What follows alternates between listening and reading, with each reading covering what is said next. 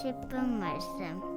레위기 21장 16절부터 22장 9절까지입니다. 레위기에는 세 가지 주제가 있습니다.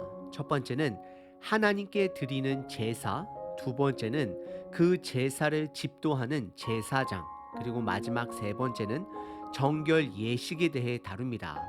특별히 21장과 22장은 제사를 인도하는 제사장들의 자격 조건을 다루고 있습니다. 오늘 본문은 아론의 자손으로서 제사장의 역할을 감당해야 하지만 선천적이든 후천적이든 육체적 장애를 가진 자들은 제사를 집도하거나 성막 안에 들어올 수 없음을 말씀하십니다. 오늘 본문을 살펴보기에 앞서 세 가지를 기억하시길 바랍니다. 첫 번째는 신체적 기형이 있거나 부정한 것을 만지거나 먹거나 해서 부정하게 된 자들은 죄인들이 아닙니다. 두 번째는 부정하다 여겨졌을 때 금지한 규례들이 있는데 그 법규들을 무시하고 그것을 하게 되면 그것은 죄가 되는 것입니다. 예를 들어 신체적 기형이 있는 제사장들은 제사를 집도하지 못합니다. 하지만 그럼에도 불구하고 제사를 집도하게 되면 그때는 죄가 됩니다. 마지막 세 번째는 우리는 스스로 온전하게 하지 못합니다. 즉 거룩하게 하지 못합니다.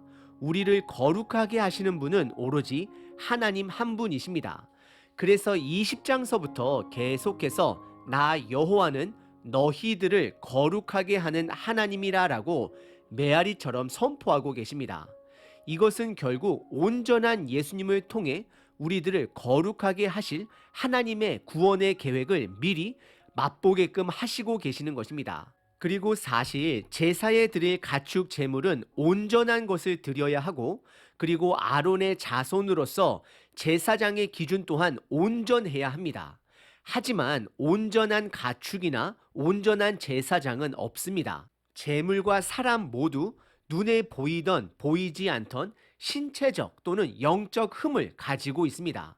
그럼 왜 오늘 본문에서는 육체적으로 흠이 없는 온전한 제사장만이 제사를 드릴 수 있다라고 말씀하시는 것일까요? 그것은 두 가지로 정리해 볼 수 있습니다. 첫 번째, 이것은 온전한 제사장 되신 예수님을 준비하고 있는 것입니다. 두 번째는 우리의 목적이 온전함이 되어야 하기 때문입니다. 즉 거룩하게 살아가야 합니다. 오늘 본문을 통해 나의 온전함이 성장하고 있는지, 즉 거룩해져 가고 있는지를 스스로 점검해 보시길 바랍니다. 오늘 본문은 크게 두 부분으로 나눌 수 있습니다. 첫 번째는 육체에 흠이 있는 제사장들은 제사를 집도할 수 없음을 말씀하십니다. 두 번째는 여러 가지 상황 가운데 부정해져서 성막의 음식을 먹지 못하는 상황을 설명하고 계십니다.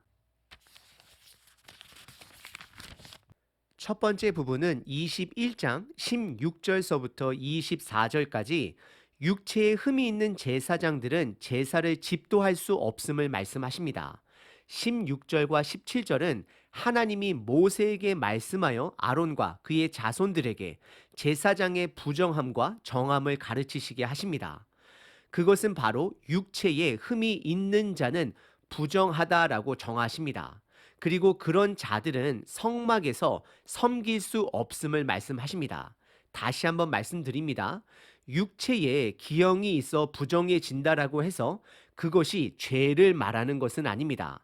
죄는 부정해져서 하지 말아야 할 행동을 했을 때 그때는 죄가 되는 것입니다.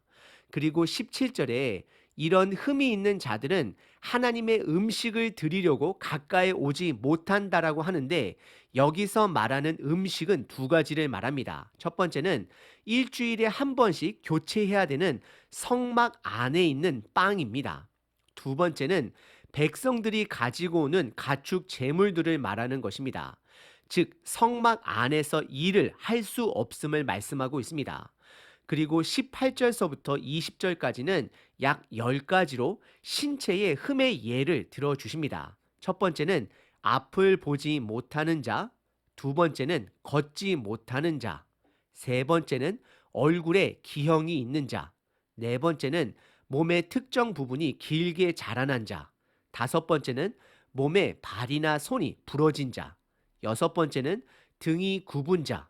일곱 번째는 키가 정상적으로 자라지 못한 자. 여덟 번째는 눈에 이상이 있는 자. 아홉 번째는 피부병이 있는 자. 열 번째는 고환에 이상이 있는 자들은 아론의 자손들로서 제사를 드리지 못하고 성막 안에 들어오지 못함을 명령하십니다. 하지만 22절에 그들은 레위 지파 안에 아론의 자손들로서 제사장의 가문의 사람으로서 지성물 또는 성물들은 먹을 수 있음을 분명히 말씀하십니다. 즉, 제사의 집도는 참석하지 못하지만 제사를 통해 얻어지는 혜택은 여전히 함께 누릴 수 있다는 것입니다. 그리고 23절에 하나님께서는 거룩하게 하시는 여호와이심으로 흠이 있는 자들은 성전에서 섬기지 못함을 명령하십니다. 하나님이 지금 강조하시는 것은 거룩해야 한다는 것입니다. 가축들 중에서도 하나님께 드릴 수 있는 가축은 흠이 없는 가축이 되어야 합니다. 동일하게 그 흠 없는 가축을 하나님께 드릴 수 있는 제사장 또한 흠이 없어야 한다는 것입니다. 이렇게 생각해 볼 수 있습니다. 가축 중에 흠이 없는 가축은 가축들의 제사장이 된다라고 말할 수 있습니다. 그리고 그것은 예수님을 상징합니다. 왜냐하면 예수님은 온전한 제물이시기 때문입니다. 그리고 제사장들 가운데서도 흠이 없어야 함을 말하는 것은 온전한 예수님을 드러내기 위해 제사장의 자격 조건을 매우 높게 말씀하는 것입니다. 오늘 본문의 첫 번째 부분은 육체에 흠이 있는 제사장들은 제사를 집도할 수 없음을 말씀하고 계십니다. 두 번째 부분은 22장 1절서부터 9절까지 첫 번째 부분에서 흠이 있는 제사장은 제사를 집도하지 못하지만 제사 음식은 먹을 수 있었습니다. 하지만 오늘 두 번째 본문에서는 제사장이지만 제사 음식을 먹지 말아야 하는 상황들을 설명합니다. 이것 또한 제사장의 거룩을 강조하는 것입니다. 1절과 2절은 시작절로서 하나님이 모세에게 말씀하시고 모세는 아론과 그의 자손들에게 가르치는 시작의 패턴으로 첫머리를 시작합니다. 그리고 하나님이 거룩하시니 성막에 있는 모든 것들, 분향단, 빵 테이블, 촛대, 번제단, 제물, 이 모든 것이 거룩하게 구별되어 하나님의 이름을 욕되게 해서는 안 된다라고 말씀을 하십니다. 그리고 3절에 죄를 말씀하십니다. 그것은 부정한 자로서 성막 안에서 제사를 집도하거나 제사 음식을 먹게 될 경우에는 그것은 죄가 되고 하나님 앞에 끊어지게 될 것을 말씀하십니다. 그리고 4절서부터는 보다 자세하게 6가지로 성막 음식을 먹지 못하는 상황을 설명하십니다. 첫 번째는 피부 질환이 있는 자, 두 번째는 몸에 피를 포함한 분비물이 배출이 되는 자, 세 번째는 시체와 접촉을 한 자, 네 번째는 바로 전날 성관계를 맺은 자, 그리고 다섯 번째는 부정한 벌레와 접촉한 자, 마지막 여섯 번째는 무엇이든 부정한 것과 접촉한 자, 이런 자들은 반드시 하나님이 말씀하신 방법대로 정결해질 때까지 기다려야 합니다. 대부분의 경우는 하루를 격리하면 이스라엘 시간으로 다음날, 즉 저녁이 되면 정하게 됩니다. 그래서 7절에 다시 정해진 자들은, 정결해진 자들은 하나님의 제사 고기 또는 거룩한 빵을 먹을 수 있음을 말씀하고 있습니다. 그리고 8절은 추가적으로 제사장들은 성막에서 나오는 음식이 아닌 자연사한 동물 또는 성막 밖에 죽은 야생 동물의 고기를 먹지 말아야 한다라고 말씀하십니다. 그것을 어기게 되면 그것은 죄가 되고 죽을 수 있음을 경고하십니다. 그리고 하나님은 그들을 거룩하게 하시는 하나님이시다라고 선포하십니다. 오늘 본문의 두 번째 부분은 부정해진 제사장들은 정결해질 때까지 제사 음식을 먹지 말아야 하는 상황들을 설명해 주고 있습니다. 다시 한번 강조합니다. 부정해진 것이 죄를 말하는 것은 아닙니다. 부정한 자가 죄인이 될 때는 하나님의 말씀을 무시하고 부정한 상황에서 제사를 집도하거나 제사 음식을 먹게 되면 그것은 심각한 죄가 되는 것입니다. 오늘 본문은 몸에 흠이 있는 자들은 성막에서 섬길 수 없음을 말씀하십니다. 하지만 여전히 제사장 가문으로 제사의 음식은 함께 나눌 수 있었습니다.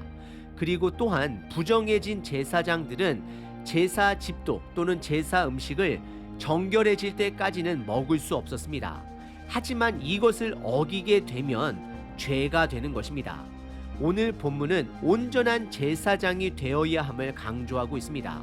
이것은 온전한 예수님을 드러내고 있는 것입니다. 그리고 예수님은 저와 여러분들에게 여전히 이 땅에서 온전한 자, 즉 구별된 자로 살아가길 바라고 계십니다. 특별히 매 달락마다 하나님은 우리를 거룩하게 하시는 하나님이시다라고 선포하십니다. 거룩은 하나님으로부터 옵니다.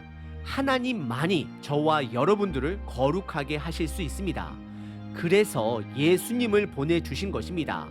그분과 동행하는 것이 바로 그분의 능력으로 구별된 삶을 살아가게 되는 것입니다. 그것이 동행하는 것입니다.